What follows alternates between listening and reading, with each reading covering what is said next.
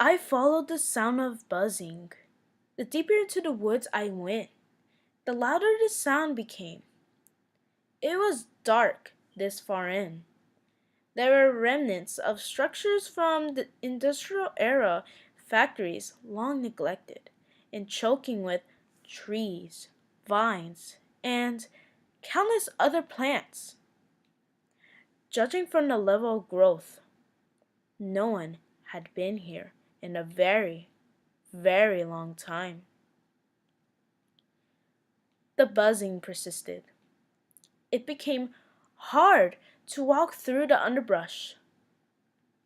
I spotted, or rather felt, a swarm of insects.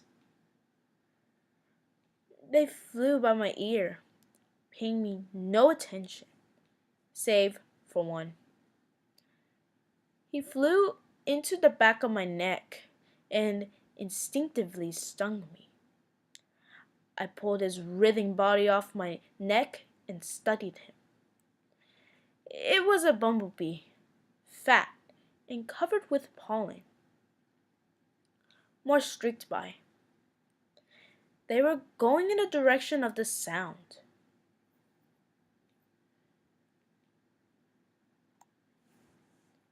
I walked on, feeling a strange sensation of diminished weight as I progressed. The steps became easier. I could leap through the brush with increasing ease, so long as it was in the direction of the buzzing.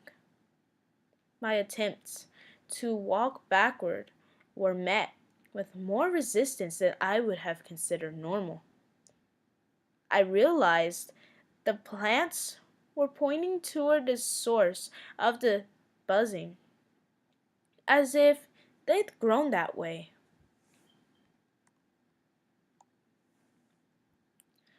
When I reached a clearing, there was an old, dilapidated warehouse at the center. Despite the trees no longer blocking the sun, the light was dim.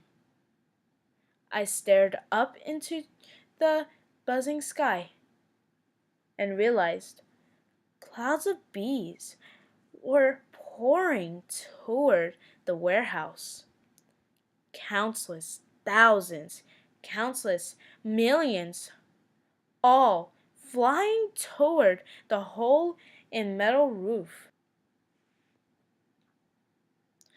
Snowflakes of clumped pollen, likely shed from the bees' bodies, blew across the clearing and accumulated around the edges of the warehouse.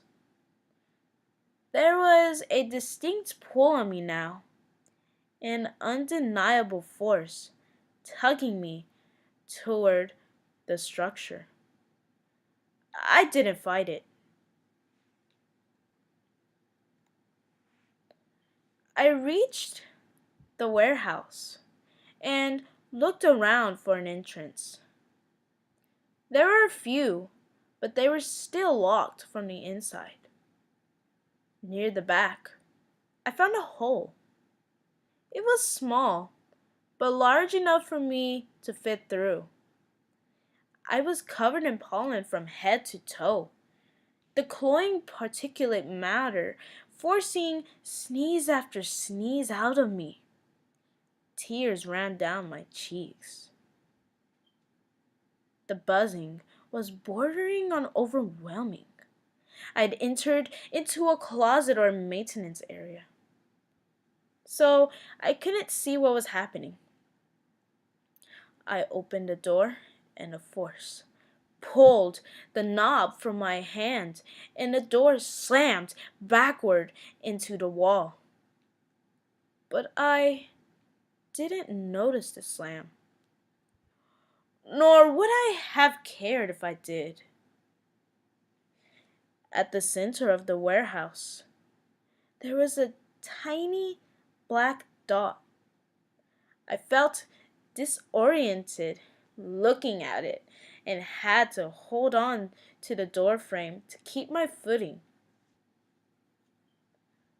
The light around it shimmered, and bees poured into it. It was a ceaseless torrent of bees, all disappearing inside. It made no sense. None of it. I would have stayed longer. But I noticed something happening in the area around the dot. More light shimmered. Part of me thought it was a black hole, but I quickly dismissed such a ridiculous idea. But I couldn't figure it out until I did. The light shimmered again, and a colossal and veiny eye opened above the dot. Then another one, a face, came into view, showing the dot's nature, a mouth. The eyes glared at me as it inhaled more and more bees and pollen. I turned and ran, fighting against the terrible suction until I was out of the clearing and far away. The bees never stopped flying toward the warehouse.